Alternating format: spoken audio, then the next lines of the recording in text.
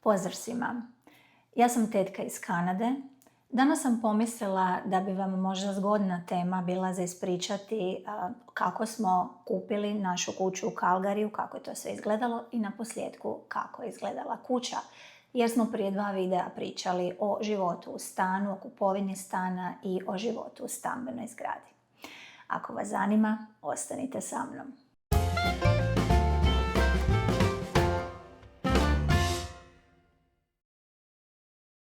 Danas vam snimam iz muževog ureda zato što meni sušilica radi i čuje se. Tako da sam odlučila ovdje sjesti. Nadam se da nije velika jeka. Ali pomislila sam kako bi bilo lijepo pokazati vam kako je izgledala ta kuća i kako je izgledao sami taj proces. Definitivno sam dobila dojam da je kupovina kuće u Kanadi općenito, a i u Calgaryju, kako mi imamo s tim iskustvo, jednostavniji proces od kupovanja bilo čega u našoj lijepoj našoj.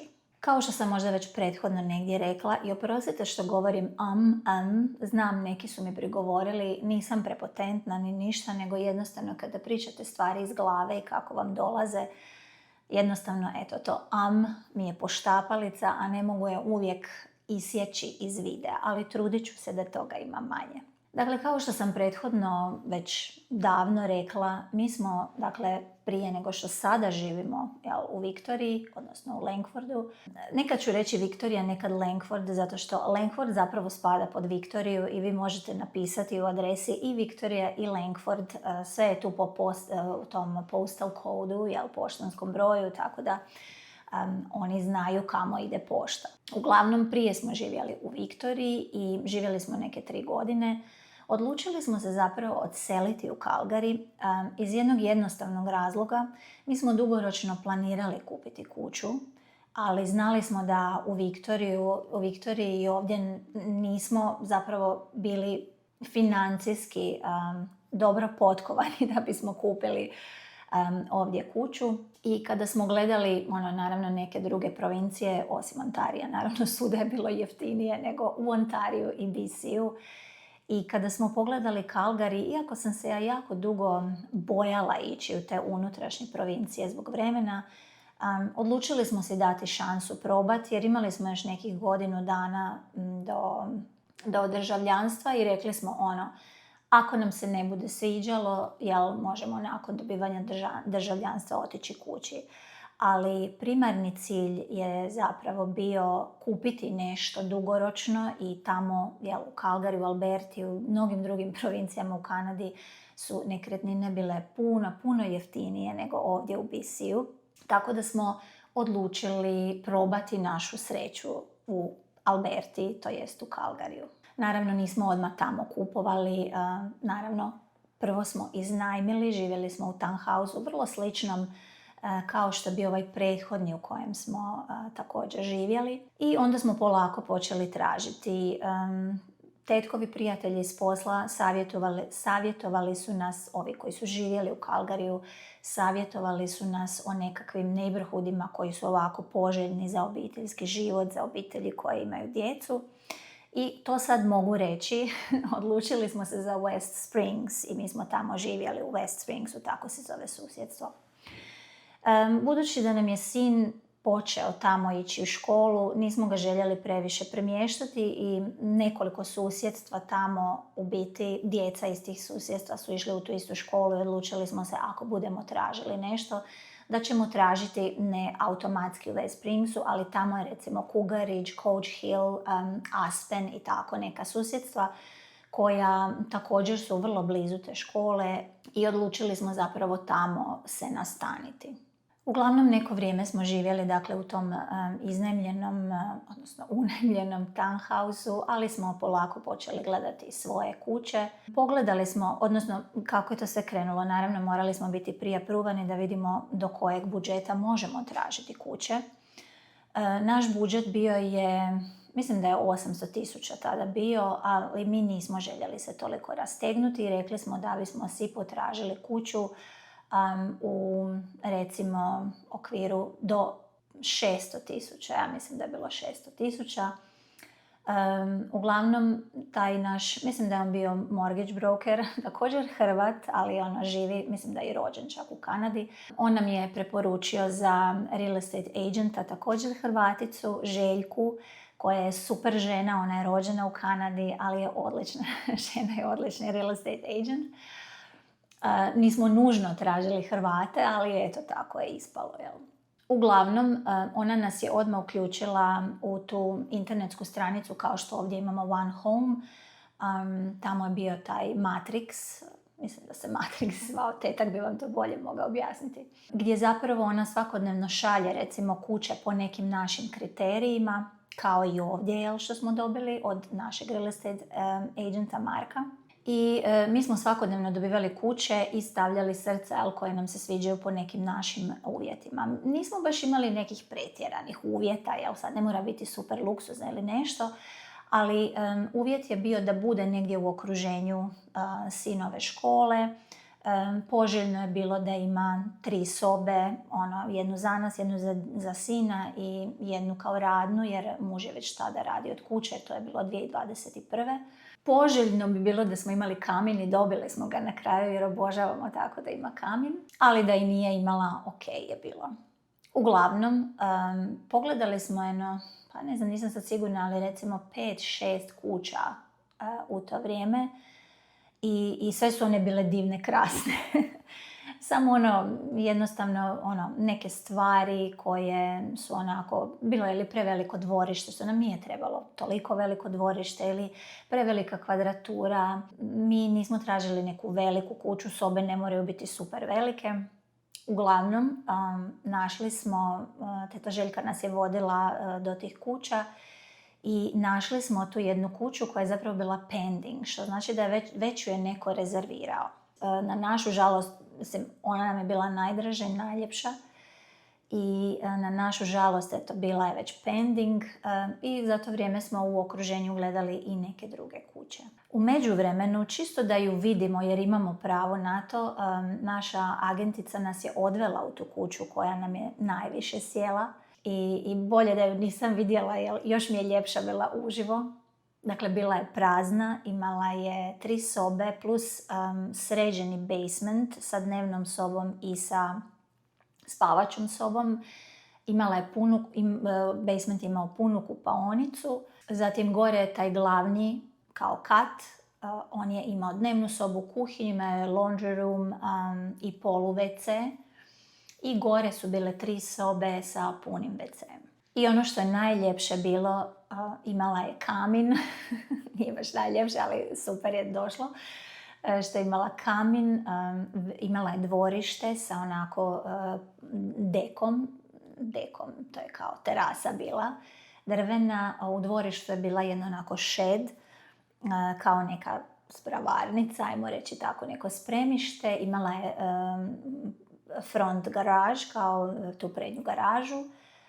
I ono najviše kanadski što je bilo ispred kuće je bio jedno javorovo drvo.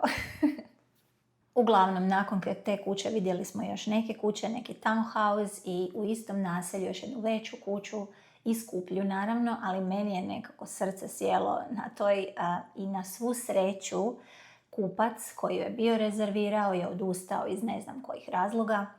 Tako da smo mi dali ponudu za tu kuću. Kuća je bila $510,000, ali mi smo je uspjeli smanjiti na 504 zato što dali smo, mislim, je li to sad bio uvjet ili ne znam šta, nama je inspektor koji ju je pregledavao rekao da je kuća je u super stanju, ali budući da je originalni krov, a kuća je bila iz 2005. Ako se ne varam, originalni krov, originalni bojler, da će se to uskoro morati promijeniti. Tako da naša agentica je bila zvijera, ona se je borila za nas. Neke stvari su onako bilo sumnjivo radile napa, imali smo vrata u laundry roomu, bila su mala vratašca za životinju, što je ona rekla da se to promijeni, da se stvari moraju promijeniti, napa se morala popraviti, da želimo račune od čišćenja kuće. Tako da je ona uspjela, zapravo rekli smo, ili će oni promijeniti bojler, na primjer, jer bojler je tada koštao, ja mislim, $5-6 tisuća ili ćemo mi promijeniti, ali neka oni spuste cijenu. Tako da su se oni odlučili na spuštanje cijene, tako da smo je mi dobili za $504,000. U to vrijeme smo zapravo već prošli jednu zimu u Calgaryju i nije nam tako bilo nešto strašno. Mi smo se zapravo previše pripremili na tu hladnoću i očekivali smo najgore, tako da zapravo i nije ispalo nešto tako strašno. Ali smo znali da želimo živjeti u kući, znali smo što želimo i eto, našli smo si kuću koja nam odgovara. I ono što je bilo najsmiješnije, mi smo vlasnike te kuće nismo ni upoznali, znali smo ih samo imenom jer je to bilo u ugovoru. Naša agentica pripremila je sve papire, naravno morali smo ići kod odvjetnika potpisati, ali ono što je bilo zanimljivo, našli smo se taman jer smo već kupovali, planirali, nismo kupovali, ali planirali smo neki namještaj jer znali smo kako izgleda kuća i otišli smo taj dan u Ikeu kada se trebao potpisati ugovor, ali nismo se nadali da će to biti taj dan. Uglavnom nazvala nas je agentica i rekla je da se uvjeti su tu, na sve su vlasnici pristali, odnosno prodavatelji, i da moramo do određenog vremena potpisati taj ugovor. Međutim, mi nismo bili kod kuće i nismo bili za kompjuterima, ali ona nam je poslala dokumente na e-mail, tako da smo mi doslovno kod Ikee u Calgaryju na parkiralištu na telefonu pročitali ugovor i potpisali na telefonu, dakle dali svoj digitalni potpis za kupovinu kuće. U videu ću vam kako budem pričala, zapravo nemam baš te slike sa te stranice, sa te Matrix stranice, jer to je davno bilo izbrisano je već, ali imam neke slike okolo kuće, u kući i tako što smo mi provodili vrijeme, dakle to su naše privatne slike, tako da dobijete ideju kako je ona izgledala. Iskreno sad kad sam gledala te snimke i tražila slike, malo mi je došlo žao, pogotovo one slike oko Božića, i vrlo je izgledalo idilično, što ćete moći i vidjeti u snimkama koje ću staviti. E sad, zašto se prisjećam te kuće sa veseljem i sa nostalgijom? Pa eto, zato što smo mi zbilja tamo proveli lijepo vrijeme. Nije nam zapravo bilo hladno, iako mislim da sam već i prethodno rekla, i kad je bilo -30 i hladnije, mi smo uvijek na kući držali onako otvorene prozore malo da uđe svježeg zraka. Iskreno, zbilja nam nije nikada bilo hladno. Imali smo to se zove nest, vi u Kanadi koji živite znate što je to. Dakle, na zidu imaš, podešavaš temperaturu, imala je klimu. Klima je bila ono što sam vam jednom pričala, dakle iz poda izlazi i toplina i klima. Tako da ljeti smo se mogli rashladiti, jer ljete u Calgaryju znaju biti prilično topla, a zimi, toplina, to grijanje je bilo sasvim ok i nije nam uopće bilo hladno. Podrumi jesu obično svježiji, to sam vidjela i kod klijenata kod kojih sam čistila, ali ljudi kojima je jako hladno, nije tako jako hladno, ali je svježije nego recimo u gornjim katovima. Ljudi su si znali stavljati, moji klijenti znaju si staviti grijalicu ili nešto ako je baš iznimno im hladno, ako su zimogrožljivi. U dvorištu smo zapravo često boravili, budući da je bila i tišina i imali smo susjede sa svake strane. Muž je znao iznijeti laptop, imali smo onaj patio set sa suncobranom, on je znao čak i raditi ljeti vani na terasi. Znali smo ručati na terasi, stvarno smo iskoristili tu terasu maksimalno. Sin je jedno vrijeme čak imao i bazen. Ono što je meni kao domaćici bilo najsimpatičnije u toj kući, mi smo za vrijeme Božića okitili smo ono javorovo drvo, mogla sam staviti van cvijeće, imala sam vani neke đurđice posađene, imali smo i s vanjske strane ulaz u dvorište. Imali smo goste, muževi roditelji su došli, oni su isto jako voljeli tu terasu i ujutro su znali pit kavu i poslije podne. Dakle, terasa je bila definitivno iskorištena. Zatim, muž i ja smo tada intenzivno trčali, sad malo manje, ali tada u to vrijeme smo baš trčali, znali smo sa trčanja kada dođemo upalimo si kamin zimi, skuhamo si kavu, znali smo si kupiti krancle. Ako znate što su krancle, to su oni keksi sa pekmezom u sredini kao u obliku cvijeta, srca i tako. Znate vjerojatno. Uglavnom sve je to tako bilo nekako idilično i pogotovo kada je padao snijeg, ja sam voljela sjediti za tim stolom u dnevnoj sobi ili u fotelji i piti kavu ujutro prije posla. Još je znao čak biti i mrak kada sam ustajala zimi i onaj gusti snijeg kada je padao. Terasu sam okitila onako sa lampicama, kao što sam i vani imala lampice. To je sasvim normalno da kroz cijelu godinu zapravo imate lampice na terasi. I nekako je cijeli taj ugođaj i atmosfera zapravo stvarno bila jako domaća i lijepa. I ti osjećaji zapravo kojih se sada sjećam, stvarno mi onako bude neku toplinu oko srca.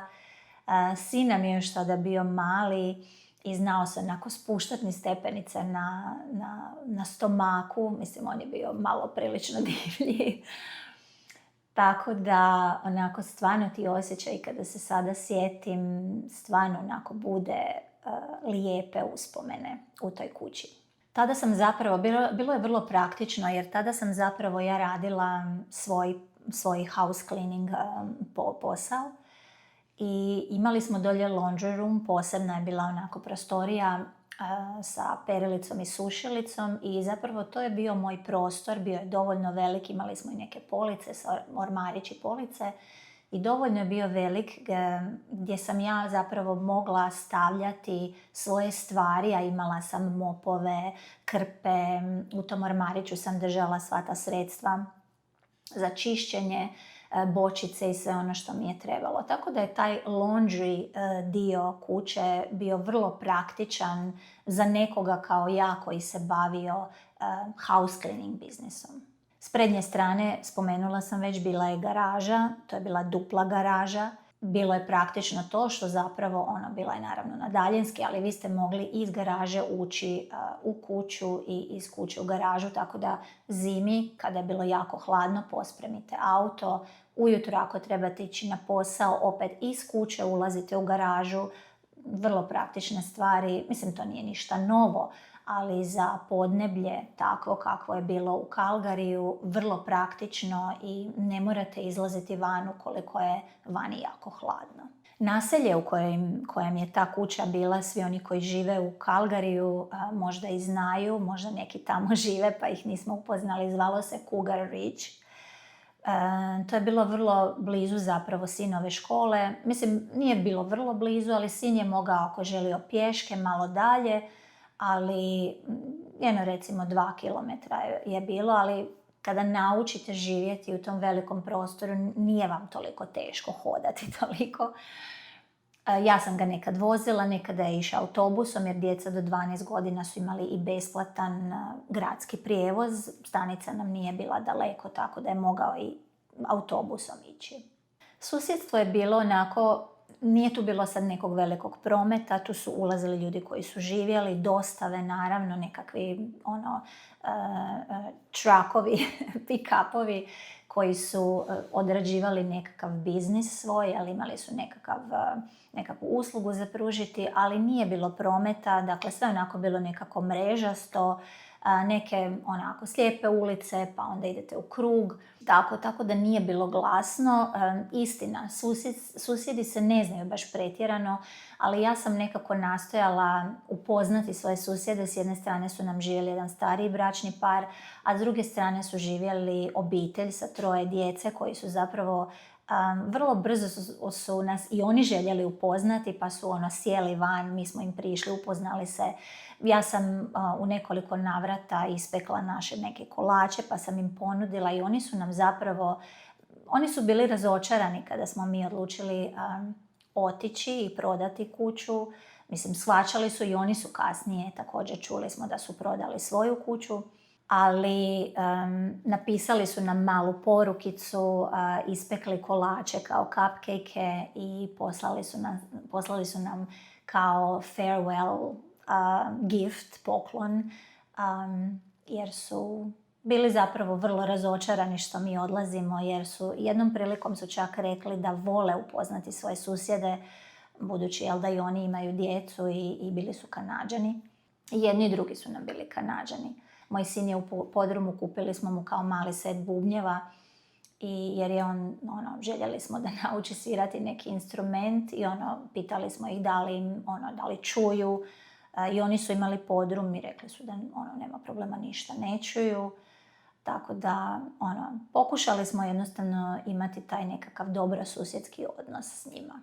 Podrum koji smo imali u toj kući, prethodno sam rekla, bio je sređen, imao je dnevnu sobu i spavaću sobu sa punom kupaonicom i bio je vrlo praktičan kada su nam dolazili gosti, jer tepih je bio dolje. Dolazili su nam muževi roditelji, dolazio nam je jedan prijatelj sa svojom djevojkom, tako da smo ih bez problema mogli smjestiti u taj prostor, da oni imaju svoju privatnost, da se mogu povući kada im treba privatnost. Imali su, svoju kupaonicu, sve, tako da družili smo se zajedno gore, ali su oni dolje imali svoj privatni prostor. I da, definitivno imati kuću je velika prednost, što smo mi naučili. Zašto smo je prodali? Mislim da sam i u jednom videu jako davno rekla. Postala nam je preskupa jer uzeli smo varijabilni kredit i rata nam je sa 1500 odjednom skočila, ili 1600 na $2,500. I tada nam to više zapravo nije imalo smisla, jer došli smo u tu neku čudnu fazu kada nismo zapravo znali poslije covida što želimo od života. Sve je nekako postalo strašno skupo, ispalo je da smo počeli raditi za odmore u Hrvatskoj, iako bi nam jeftinije ispalo da smo negdje drugdje ljetovali nego u Hrvatskoj, ali sve se svodilo na to da radimo samo da bismo jeli, otišli u Hrvatsku i platili režije i ratu za kredit. Mi jesmo u toj kući promijenili bojler čim smo ušli i mislim da je bio oko 5 ili 6 tisuća. Krov još tada nije došao na red, ali bojali smo se da bi mogao doći i sve nas je to nekako uplašilo da će to sve doći na naplatu, a mi u tom trenutku od tih troškova nismo imali što za uštedjeti i nekako nam nije imalo smisla nastaviti živjeti u toj kući. Uglavnom, kada smo odlučili prodati tu kuću, dakle, sjećate se, rekla sam, ona nas je koštala prvotno 504.000. Mi smo je prodali za 640.000, ako se ne varam, dakle nakon 3 godine. Da, 2021. smo je kupili, 2023. Da, u biti skoro 3 godine. Jer tada je bilo tržište vrlo vruće. Moj muž je tada bio sam kod kuće, jer iznenada se to sve dogodilo. Ja sam bila u Hrvatskoj sa sinom. Nama je tada kroz kuću prošlo jedno 50-ak ljudi. Mi smo je listali, na primjer, kad je bilo to, u četvrtak. Mi smo do subote već imali nekoliko ponuda i odlučili smo se za onu najpovoljniju. Tako da vrlo brzo je otišla, vrlo brzo se prodala. Muž prati recimo sada na toj jednoj stranici koliko bi ona otprilike sada koštala. Mislim da je rekao da zadnji put kad ju gleda ona bi sada bila cijenjena malo preko 700.000, ako se ne varam. Ali eto, stvari su bile takve kakve jesu u to vrijeme. Ne gledamo sad mi to kroz novac, nego jednostavno više kroz neke uspomene, kroz lijepa sjećanja u toj kući. Evo, to je bilo onako ukratko što sam vam planirala ispričati o kući koju smo posjedovali prije par godina. Nadam se da su vam se svidjele snimke, da ste dobili nekako ideju kako je ona izgledala. Kažem, nemam one početne snimke kako je izgledala kada smo ju kupili, ali eto, kroz te naše obiteljske snimke sigurno ste mogli vidjeti kako je to izgledalo iznutra. Ako vas bilo što zanima u vezi današnjeg videa, ako imate komentara, slobodno napišite, lajkajte. Ja ću odgovoriti koliko mogu i stignem, koliko znam. Nekada se i tetak uključi u komentiranje, jer on neke stvari bolje zna nego ja i razumije se bolje u te financijske stvari. Tako da slobodno pitajte. A do sljedećeg videa ostanite pozdravljeni. Ja sam Tetka iz Kanade i vidimo se.